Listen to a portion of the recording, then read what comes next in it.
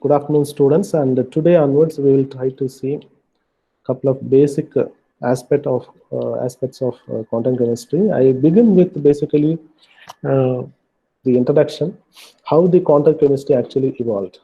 So, beginning itself, it will carry roughly 2 to 3 lectures. It will take to give the brief introduction how this subject actually evolved. What actually is the reason for evolving a new subject which was not there before the 20th century. Okay, this subject was developed in the first quarter of 20th century. That means from 1900 to the 1925, this quantum chemistry was developed. Of course, the basic structure was developed in those years, but later on, of course, the additions and then improvements. Basically, even now also the improvements are going on to fine tune the subject.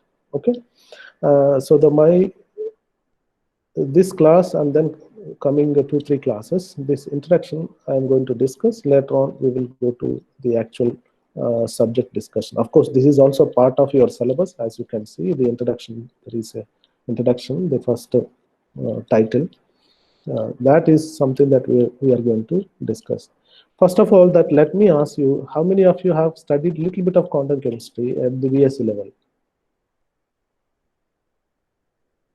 I'm sure that nowadays the CBCS, after revision of the CBCS regulations, the UGC has given some kind of revised syllabus to all the UG colleges, and then that syllabus is something that you have undergone. I assume that. Okay, so that subject, if I see that majority of the chemistry subjects, and then if you have studied some physics ancillary subject and all, the quantum chemistry will be touched here and there.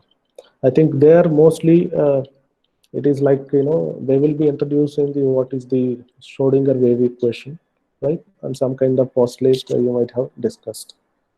Have you studied other than that? Other than the Schrodinger wave equation, have you studied anything in your BSc level? Can you just unmute any one of you? Particle in a box. Particle in one dimension box. Yeah, and then what else you have studied? Who is that? Can you name? Because I don't see now. I am totally out of that Google Meet window. Right now, I can see only the presentation. Can you please tell me who is that?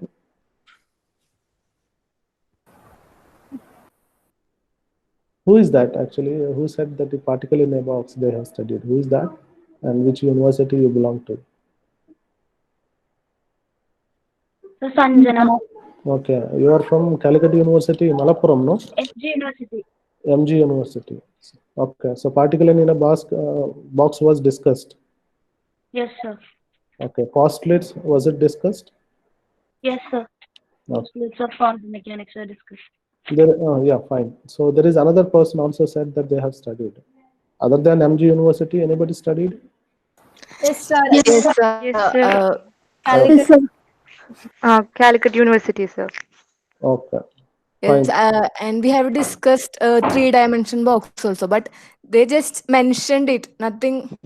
We didn't went into details of particle in three-dimension box.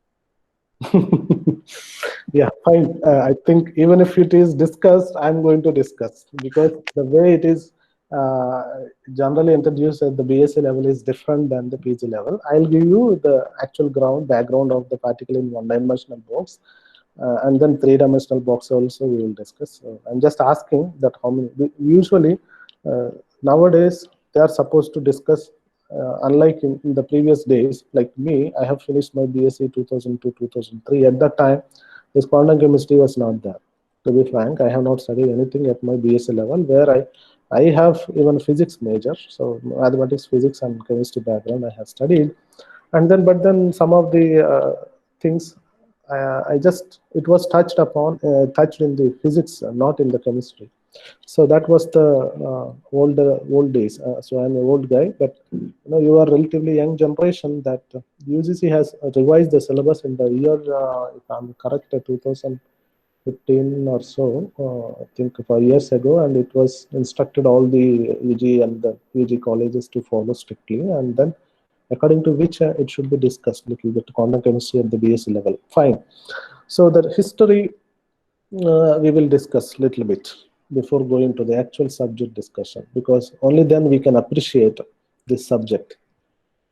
And this, as I mentioned, the early part of my discussion, that this is actually the quantum chemistry which you are going to study in this semester. It is actually developed by the physicist. Okay, and at the end of 19th century, that means 1800, 1800 to 1900. That is the period we call it as a 19th century, and 20th century, 1900 to 2000, is the 20th century. So at the end of the 19th century, and physicists actually were so happy because of couple of things. Okay, at that time, the physics, the so-called physics subject, composed of three major things. One is classical mechanics.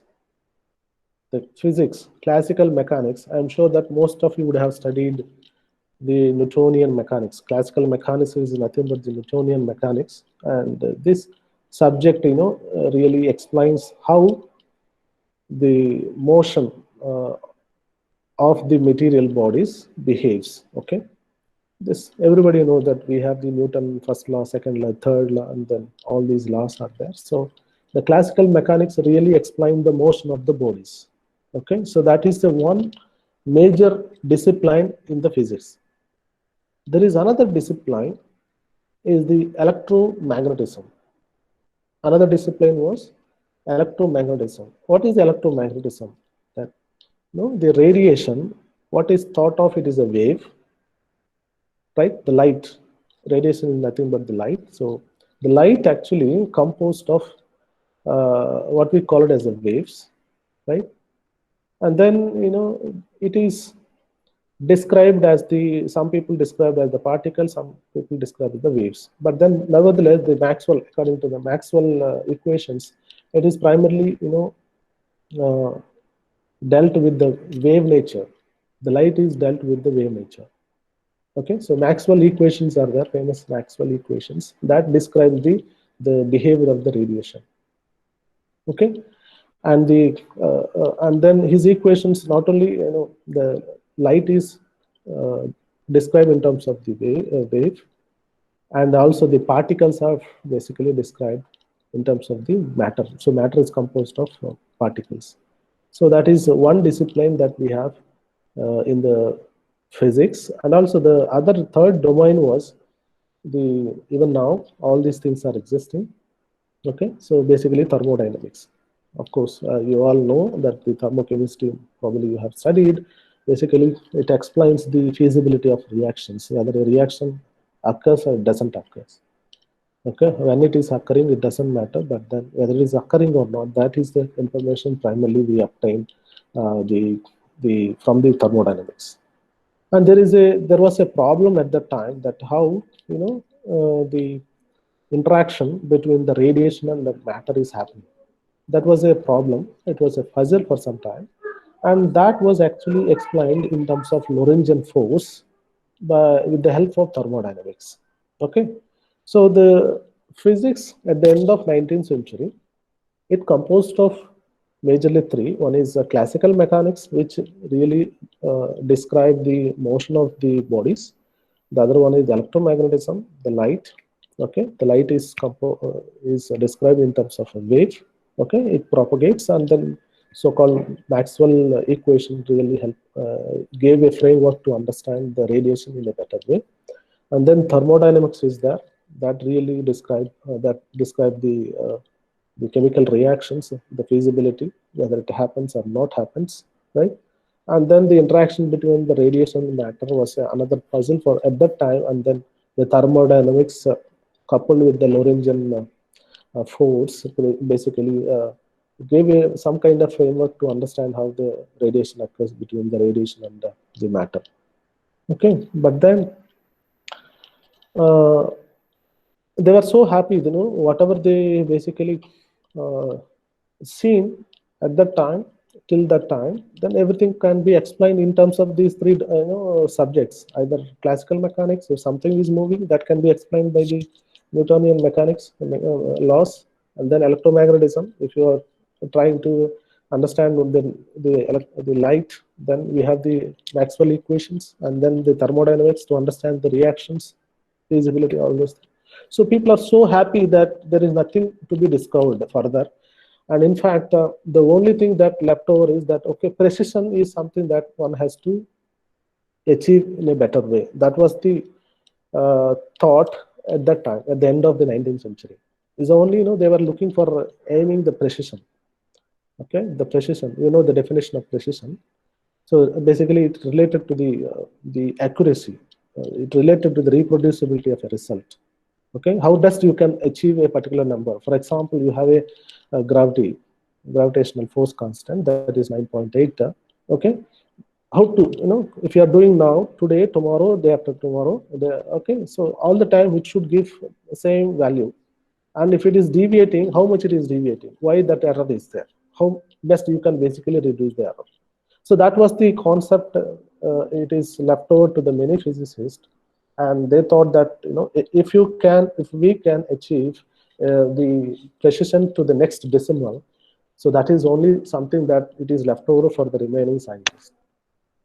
But later on, just at the beginning of the 20th century, there are many challenges came to actually question the so-called classical physics. I explained the previous slide, there are three domains are there.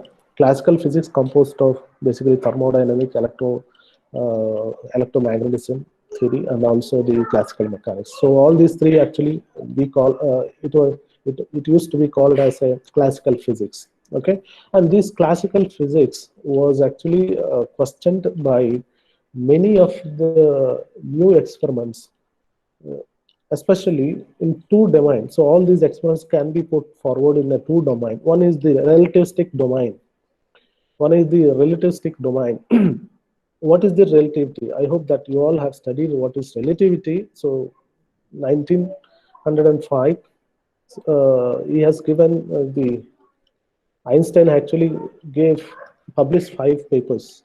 He has published only 5 papers. One of his paper was actually got selected for the Nobel Prize. We all know that, but his relativity concept was not given Nobel Prize because those people thought this is something different. Okay, and it was not considered. And one of the paper was actually relativity, and the relativity, in a nutshell, what I can say, it is nothing that, if something is moving very fastly, for such a body that you cannot apply the so-called classical Newtonian mechanics to understand it. Okay, and there are some funny results people have noticed: time delay, length contraction. There are many other things are there. They come within the relativity. So E is equal to mc square is one of the consequence of the relativity.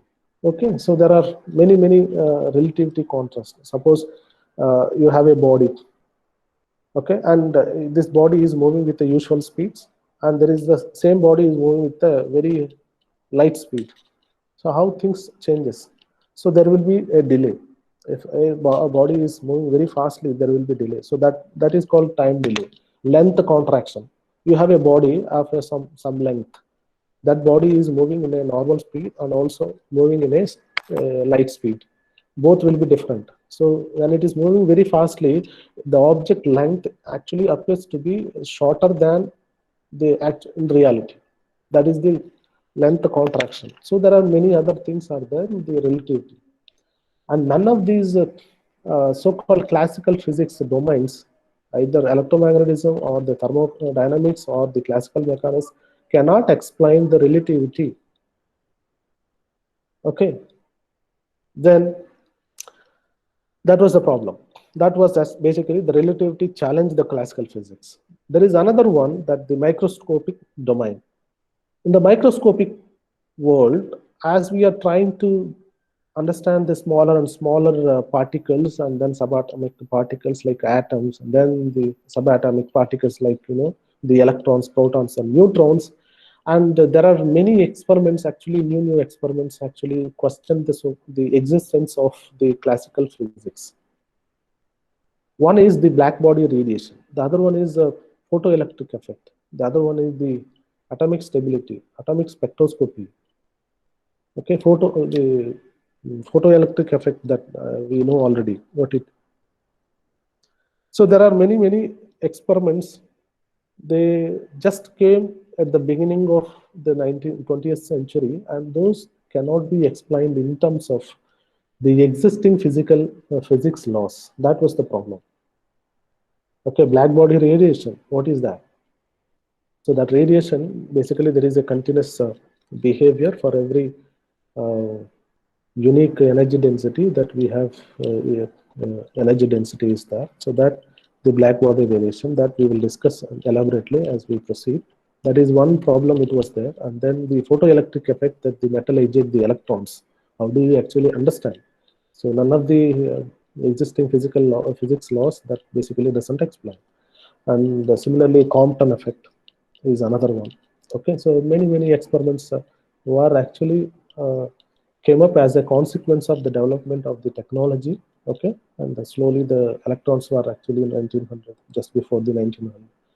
At the end of the 19th century, the electrons were discovered, and soon after that, so many small this kind of revolutionary experiments were carried out by so many physicists, and these experiments could not be explained in terms of physics. That was the problem. And in the year 1900, actually Maxwell, what he has done, in order to explain the black body radiation, I hope that most of you would have studied the early classes. Okay, there is some body, any metal body that you can think of, that it ejects some kind of radiation. If you are heating, that basically it ejects the radiation. That radiation is basically showing a continuous behavior. So it is increasing and then decreasing. That is the behavior. That behavior could not be explained, and that was the effect. Actually, it was there. It's a long-standing problem. It was started somewhere in the 1857 or so. The problem, the effect, black body radiation was actually discovered, and then the proper explanation to that was not given till 1900. There are many people who have tried it. Of course, this concept we will study in the next class, and it could not be given the proper explanation. It's only in the year 1900 the Max Planck actually came up with a very nice postulate. The postulate is that he said, okay, the black body is basically exchanging the energy between the radiation and the matter in terms of a discrete quantity, discrete thing. What we call it as a corpuscles. So he called it as not electrons. Because the electron was not accepted, many of the terminology of the electron was not accepted. So corpuscles he has called, and then he was telling that it is happening through small pockets. Okay, in the quantum, a quanta of the energy is basically getting exchanged between the light and matter. That was the postulate.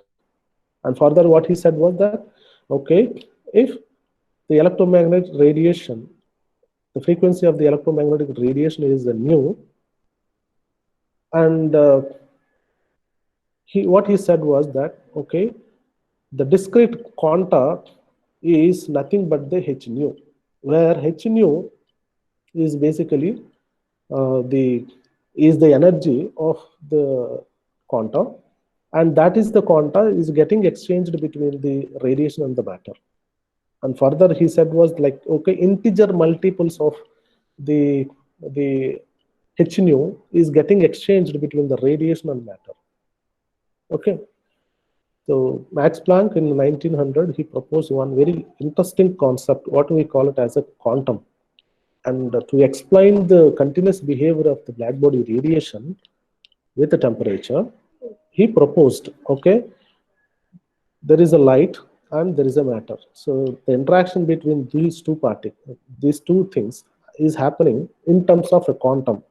So quanta is nothing but, it's a discrete quantity of energy whose energy is nothing but the h nu. okay, whose energy is fundamental energy is h nu, and this energy discrete quantities. Okay, so n can be 1, n can be 2, 3, 4, and so on.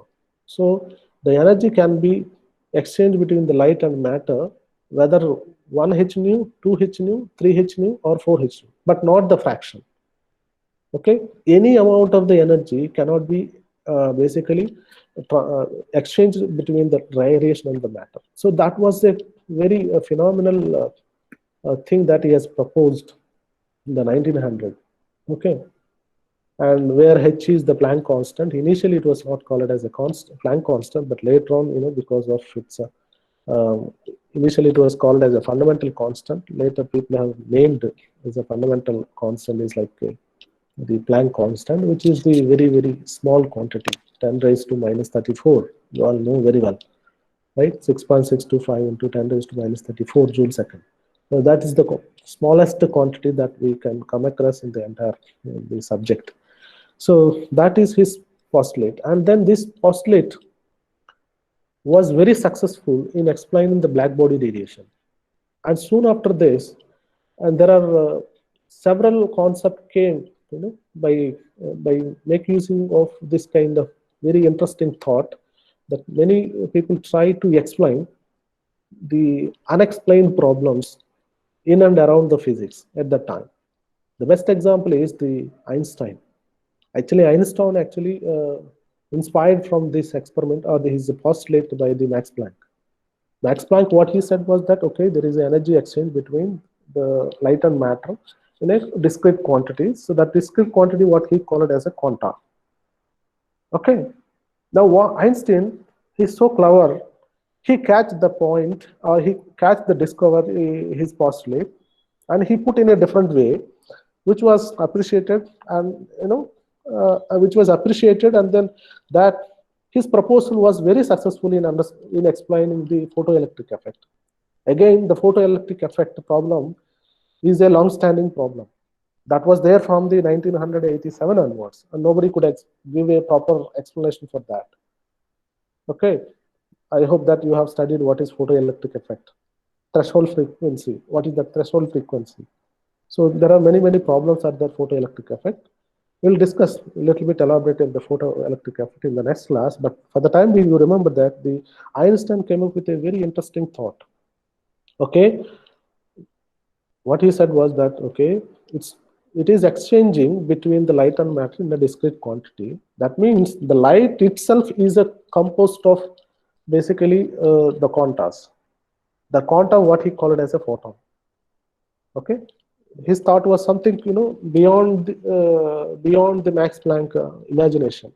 What he said that, okay, radiation and the matter, the exchange is happening is between a discrete quantity. But the Einstein said was, okay, no, the radiation should have actually is composed of photons.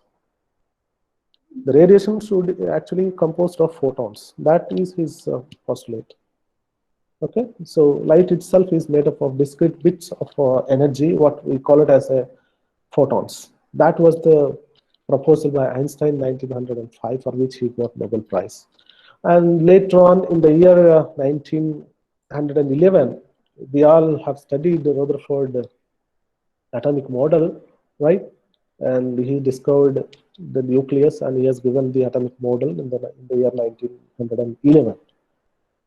And by using the Planck quantum concept of the radiation, and also, sorry, Planck quantum concept, and also Einstein photons, the Bohr actually has given a atomic theory in 1913.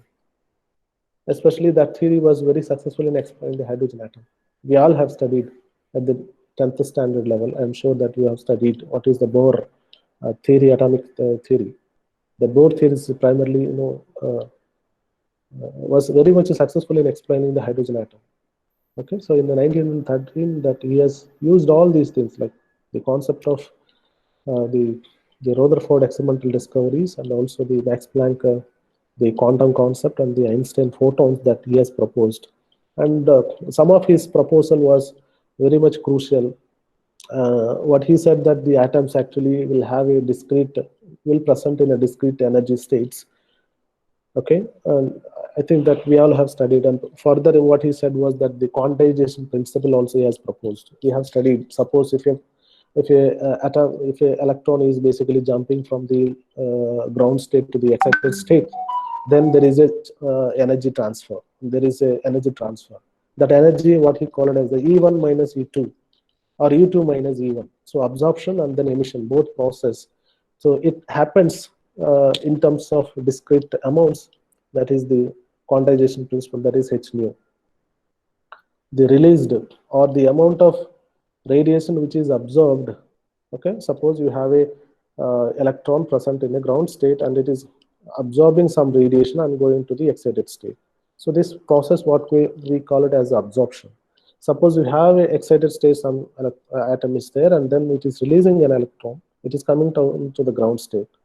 So the excess energy, it will dissipate. That is what we call it as emission. So absorption and emission process happens.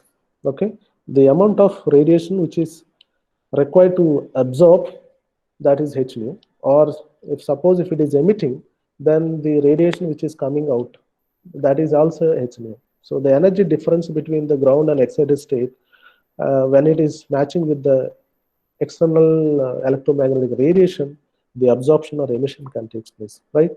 So that is something that again give a somewhat very strong support to the new arguments. What are those new arguments? The new arguments is that the behavior of the small particle behavior or subatomic level particle behavior is totally different, and those cannot be behavior cannot be explained by the existing so-called physics laws. That is the argument. Those are the arguments. Okay, and all these things actually give very nice, interesting things. And in the year 1923, the Compton came out very interesting there. Okay, he has found the corpuscular aspect of the light. Previously, somebody proposed, the Einstein has proposed that radiation itself it basically composed of the tiny energy bits, what we call it as a photon. Then the experimental evidence of that was actually came up in 1923. Okay, so there are two aspects. Light can behave like a particle. Light is a wave, everybody accepts it, but light is a particle, nobody accepts it, right? If it is a discrete light, if it is behaving like a particle, then it should show some behavior, right? So scattering effect was explained by the Compton in 1923. Again, the same concept. So he has used to explain the scattering behavior of electrons by the so-called quantum or quanta of the energy, right? So Compton was very successful in explaining the scattering effects, especially X-rays with electrons, was nicely explained by the Compton. Only after assuming that the energy exchange is happening in terms of the discrete quantities or quantas.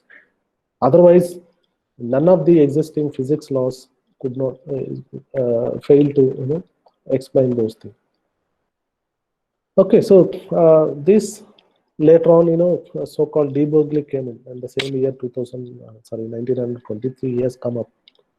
What he said that, okay, there are two things, that the radiation is behaving like a particle. There are several a series of experiments that we have, the photoelectric effect and Compton effect, all those things are there. Now the other vice versa, you have the matter composed of particles. Then if radiation is behaving like a particle, then the matter which composed of particles should also behave like a waves. That was his philosophy. And in fact, his philosophy actually is the PhD thesis. De Broglie is a German person, and his postulate, we all know that. The matter waves is basically his thesis concept. He believed in something like uniqueness. Nature doesn't exist in two different ways. Nature cannot be governed by the different laws. Okay, so for which okay, radiation is behaving like a particle, but why not the matter doesn't behave like a waves? Okay, so that was his thesis, and in fact, it went to Einstein for evaluation. You know that as a part of the thesis, once you do a work in PhD life, that has to be sent to the external examiners, and only if they give positive comments, you will be given the PhD degree. When it went to the Einstein, that Einstein is the one actually who has little more imaginary power in understanding the subjects and then the theories. It is only he actually supported that. Otherwise, this could have been a disaster and he could not be seen anywhere. And then later on, of course, his concept was actually proved by division and gamma. Okay, I hope that de Broglie equation everybody knows it. I think I don't need to give any explanation. De Broglie equation that the matter also behave like a waves. If it is behaving like a wave, why we don't see? Because of the huge mass of the bodies. Okay, the physical bodies we don't see, but when you go to the subatomic level, the particle mass is less, therefore the wave nature can be nicely visualized. That was his concept, and this concept was actually experimentally determined by the division and Garma. Okay, in the year 1927. If you recall that, basically they have shined some kind of electrons, which are basically considered as a which are considered as the particles. Electron is a particle. It has some kind of mass, therefore it has a velocity, therefore it has a momentum. So it is said to be basically a particle. This particle are basically shined onto the metal foils.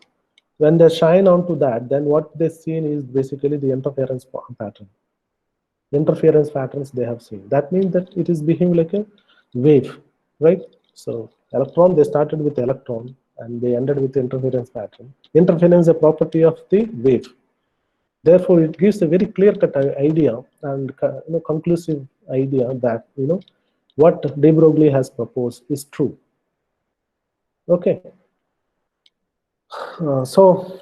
And based on all these experiments, in the by the time that 1913 itself, I told you that the Bohr has given the atomic theory. Later on, that was revised by his student, right? And then that was there. Then in the year 1926 and 25, there are two theories came up in the same quantum mechanics, which were subsequently shown to be the same theory, later on. And there are two theories in the quantum chemistry in those days. One was proposed by the Heisenberg, the other one actually proposed by the Schrödinger. The one was proposed by the Heisenberg, the other one proposed by the Schrödinger. And even though those theories initially when they proposed seems to be different, but later they were shown to be the same. Okay, and in fact, the development what has happened from 1900s to the 1925 is actually what we call nowadays is a old quantum chemistry or quantum mechanics. It is the old basically quantum mechanics, which gave, it's not one experiment or one person, there are many persons gave some of the information which basically laid a nice, which was actually very nice to, it paved a nice way, path to develop a new theory that is basically quantum mechanics. Okay, so Heisenberg was actually good in dealing with the matrix. Heisenberg was very good in matrix. So in 1925, he described some of the dynamic quantities such as energy, position, and momentum, and the angular momentum. He expressed in terms of the matrices. And he tried to obtain the eigenvalue problem, and he described the dynamics of the macroscopic system. That was the brief outline of the Heisenberg proposal. Okay, so and then using that matrix mechanics, it was very successful in accounting so many, especially how the energy transfer is happening from the light and matter are getting exchanged between the two counterparts is nicely one can explain using the Heisenberg matrix mechanics. Okay, but later on that the Schrödinger in 1926 that he came up that he is very good in differential equations. He is very good in differential equation. He actually inspired from the Brownian motion of particles. There is an equation for a Brownian motion.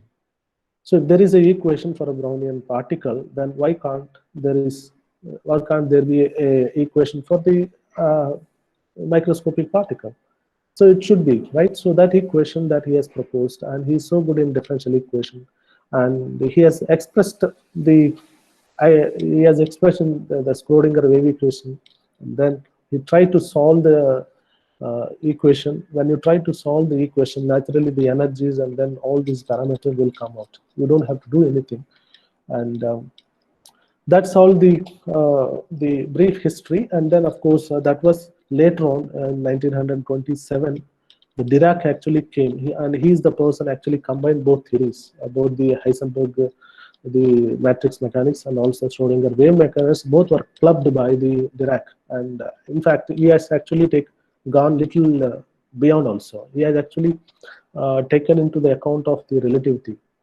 Okay, in the MSc level, what I am going to teach is basically what we call it as a non-relativistic quantum theory, and the theory basically do not actually explain the fourth quantum number, what you have studied. The fourth quantum number, spin of the electron. It doesn't account what we are going to discuss. But then the spin actually is a relativistic phenomenon that actually came from the Dirac equation. And the Dirac has proposed an equation, and his way of treatment is something different. That was basically probability. In terms of probability, he has explained, and probability densities were actually arrived from his equations. And in terms of probability, he has explained many things. Okay, so the relativistic quantum theory was developed by Dirac based on his equation. That equation is somewhat similar, or in the sense that we have a Schrodinger equation. As you said that you have studied what is Schrodinger equation, that is E is equal to h nu. Of course, it is a time independent Schrodinger wave equation, but the time dependent Schrodinger wave equation is different. And the Dirac proposed something similar to that. That equation actually describes taken into the account of the relativity as well. Okay, so that basically, if you're trying to solve the Dirac equation, that it so happened that the fourth quantum number actually come out. Okay, so with this for today, basically I conclude myself. So I just try to give a brief overview how the subject is developed. Okay, today class. If I summarize myself, there are many experiments, new experiments, which actually found at the beginning of the 20th century could not be explained by especially all these experiments actually deals with the microscopic world. And these experimental result could not be explained by any of the existing classical physics, right? Therefore, the people try to come out from the out of the box and try to explain or try to give it basically some kind of theory. And those theories are basically paved a nice paved a way basically to develop the new theory. That new theory is none other than the quantum mechanics. Okay, and quantum mechanics basically is much broader, and what we study is the chemical aspects of the quantum mechanics. Therefore, the subject or the title of the course is quantum. It becomes the quantum chemistry. Okay, so tomorrow, the next class, I am going to talk about some of these black body radiation, how they were actually successful in explaining the black body radiation, how it was, the Einstein was successful, in which way he was successful in explaining the photoelectric effect. So these things that I will spend little time, maybe 1 or 2 lecture, I try to cover that thing, and then later on we will go to the actual discussion, and I will go to the actual discussion, that is the proposing the postulate and all those things that we can discuss. So I am done for today, and if you have any questions, you please ask me. You can unmute and then ask.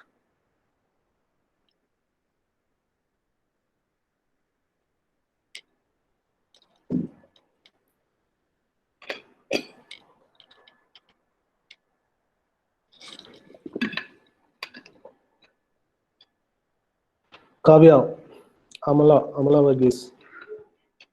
So many people. Yeah, one by one you can ask, please.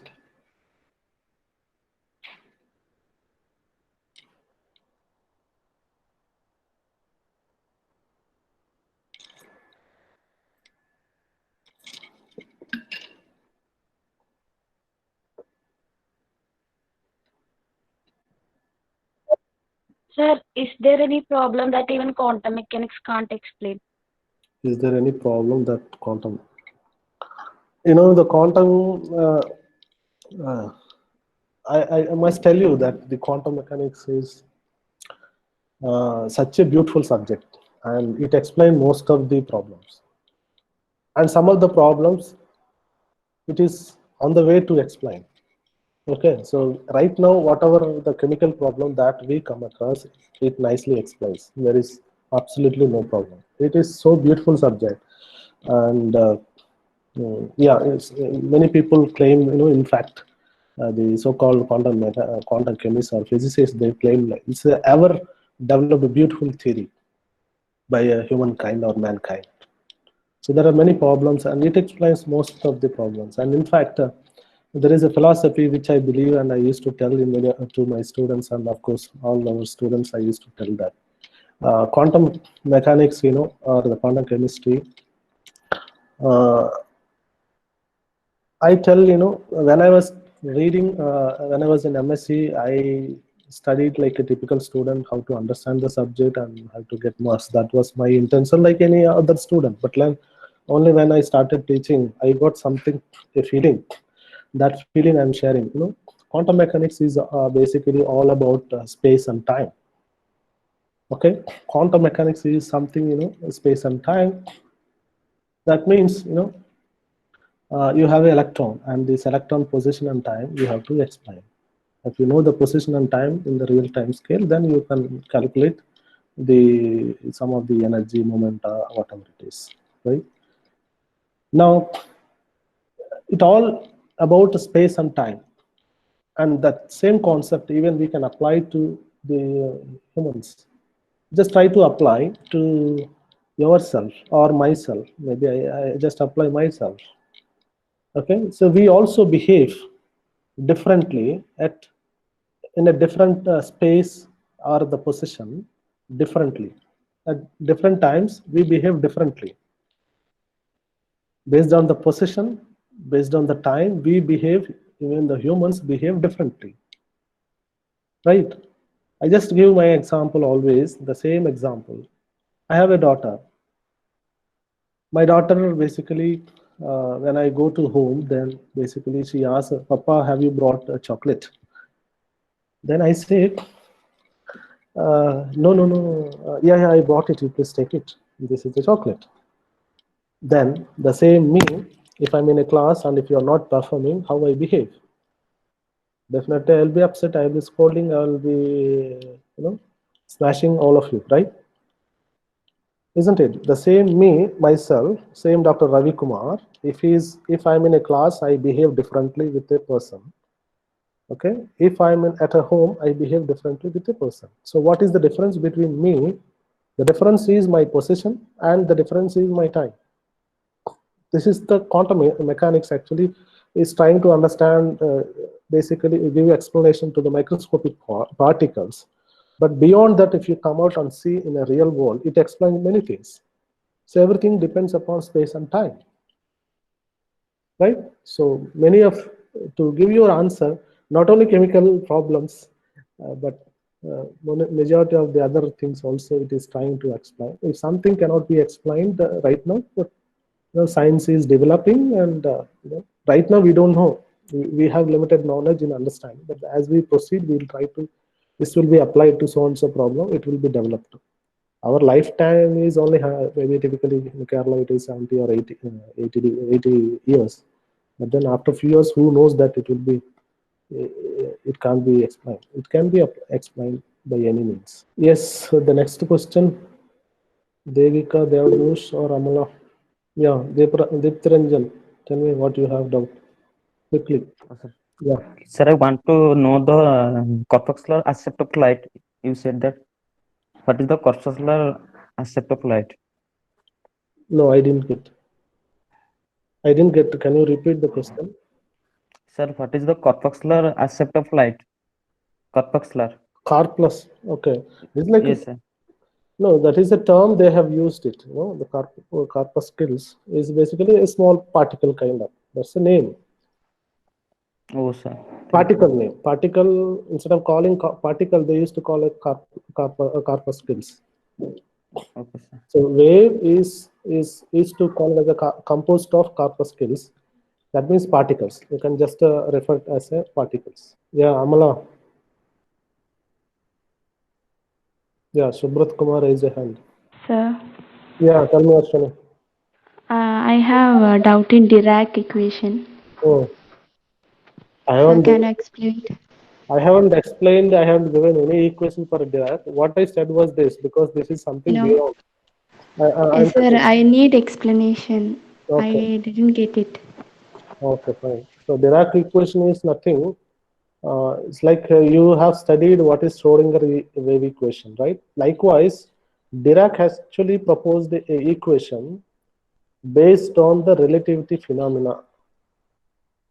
Okay, for Schrodinger to propose the wave equation, he has a basis. The basis is the Brownian motion. Basis, it is the basis. Okay, there is an equation for Brownian motion. If there is an equation for Brownian particle, why can't there be an equation for the my particle, my quantum, the microscopic particle? So that was the basis. So the Dirac actually came forward, and then he tried to club both things. He studied the Heisenberg, he studied the Schrodinger wave equation, and both were basically successful in understanding and explaining the problems. Then he tried to basically unify the theory. So while doing so, he has found some kind of problems in the theory. Therefore, he tried to patch up by incorporating relativity phenomena, because the speed of the electron is actually moving with a velocity of light. Therefore, that property is ignored in both of the theories. Therefore, he just incorporated that concept in the equation itself. So therefore, that theory actually seems to be is proven in the later years is a nice unified theory, relativistic quantum theory, that was successful in explaining all the problems. And in fact, the spin quantum number, what we have studied at the BSc level, it is not the it did not come out in the Bohr theory, or it did not come out in the Heisenberg theory or the Schrodinger wave Schrodinger theory, but actually it came out later by the Dirac theory. Okay, the quantum numbers, I think you have a little bit of knowledge already. So quantum numbers evolved based on, when you're trying to solve the Schrodinger wave equation, the quantum numbers came out, automatically came out. The solutions are nothing but the quantum number. So solutions of the Schrodinger wave equations are the quantum numbers. Likewise, the solutions of the Dirac equations, one of the solution is, other than the NLM, other fourth quantum number, that the S also came out. Okay, that is the explanation I was trying to give you. Okay, sir. Next, please. Nikita. Hello, sir. Do you think this duality concept will be changed in the future? And how do you physically view a light as both particle and wave? How can we physically understand that? How can you physically understand whether it will change or not? So this answer can be explained only by the so-called people who are working on this duality. But this is proven. The duality is proven in many. Just a minute. Yeah, I lost the question. Basically, she was asking. Nikita was asking a question. Duality, what happens? You know, the duality basically, as of now, the duality is further and further it is moving. And in fact, I'll give you in the next class a duality related to the duality, wave nature and particle nature. So, you know, wave behave like a particle, that is already proven. And then now, yeah. Sir, I know that is proven, but how can we physically picturize that? How can we picturize a light, suppose? that's what, you know, it behaves differently at different situations, depending upon the thing. The same wave, unless it is composed of two different things, it cannot explain the results, right? You have different results. Unless you give the dual nature, it doesn't explain, right? Yeah. Yes, So sir. physically, basically, it behaves like a wave, it behaves like a particle, but simultaneously it doesn't behave. Okay. Okay, sir. Yeah, some of the situations it is behave like a wave, and some of the situations it is behave like a thing. And those are the experiments that the interference, we have the double slit experiments, probably you have heard about it, and which I will give some videos also to prove it. And then even some of the macromolecules are also showing the interference. That means basically what? The duality is existing. But how to picturize this? It's a bit difficult task to picturize for a student like us. Okay. Yes, sir. Then anybody else? So you said that light it has dual nature. So interference, diffraction, that all based on its wave nature, and photo effect, Compton effect, it's based on its particle nature. So how can it, when it shows dual nature, how can it at some time how can it behave perfectly as a wave and other time as a particle? Means there won't be an interference, means deviation from this nature because of this duality. See, in all of these experiments, our visualization is different. That's the difference, The wave is wave. Wave has two natures. I mean, the radiation has two natures, dual nature. But then the observer is different. Your observation is different, right? Now, that is what basically space and time. I'm bringing into the picture that it behaves differently based on the time and space. And basically, you are performing one experiment, so that experiment favors the wave nature that brings up the interference or maybe the refraction. The other experiment basically favors the electron nature or the particle nature. So it has the dual nature. So it depends upon the observer or the instrumentation what you are seeing. So accordingly, the property is basically coming out.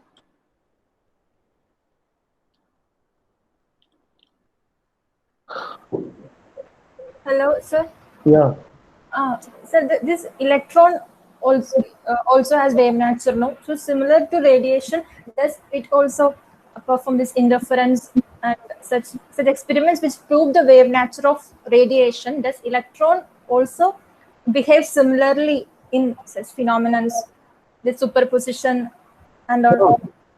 Electron is superposition. Electron wave nature is well proven, no? By the Division and Germer experiment. What is that? Interference pattern. Okay, sir. So interference pattern is basically the direct evidence of the wave nature of the electron. That the Division and Germer experiment in 1927 or so. Okay, sir. Yeah. Okay, I think, Dolamani. Well, sir, as we know, the light has a dual nature, like in the particle nature. But as you say that it's composed of quantas, right? So whenever a light passes, then there will be discontinuity, right? Because it's a particle, right? That is what is. So it behaves as simultaneously particles and wave. Yeah, it yeah. doesn't behave differently. I mean, there will be a gap. The way it is represented in the on board by a teacher, it's like they write, some kind of, and then they write it and they connect the other one. It's like, So there will be no. It has so a there will be. it has Yeah, it has a wavelength, and it has at the same time it has some kind of energy and momentum also. So we can't find any kind of disruption between the, I mean, in the normal what? situation, you can't find any difference. Okay, but only when they are interacting with the subatomic particles and all, one of the property will come out, and those are the one that we have discussed briefly. Yeah, yes, sir. And one more thing, sir. You said about the interference. Actually, I didn't get there's a network issue. That's why. Interference is nothing but the de Broglie proposed the equation, right? The dual Yeah. nature equation, and Yes, then sir. that is basically based on a theory that if the radiation is behaving like a wave, then the particles, sorry, if the radiation is behaving like a particle, the particles also, I mean, the matter also should behave like a wave. So that is his Yeah. hypothesis, which is basically his thesis. That hypothesis, okay, anybody can propose whatever they want, but then unless you have the experimental evidence, it becomes only a theory. And it became, the de Broglie theory became a successful theory because that was proved by the Division and Germer. What they have done is that the electrons, actually a beam of electron, they pass through some kind of metal foil, and then they have basically understood, they basically found interference pattern. Interference pattern they have noticed on the phosphorescent screen. So interference is a property of the wave. Okay. That proves that the electrons has the wave nature. That means electron is considered as a particle. Oh, it's just another. Yeah, it is having a precise velocity. I mean, it has a velocity and it has a mass. So that is a Yeah. particle, right? Right. Then you should not see the interference. If it is a particle, then you should not see the interference. You are seeing interference. That means it behaving like a wave also. Yeah. Okay. Yes, sir. I get it. Yes, sir. I get it, sir. Okay. All right. I think we have spent a little lengthy time. If you have any questions, you can just post it in the WhatsApp or in my. You can WhatsApp the questions. Maybe I can take. Okay. For today, I'm signing off. On this lecture, I will be maybe uploading in the YouTube, and then I will be sharing the link with you.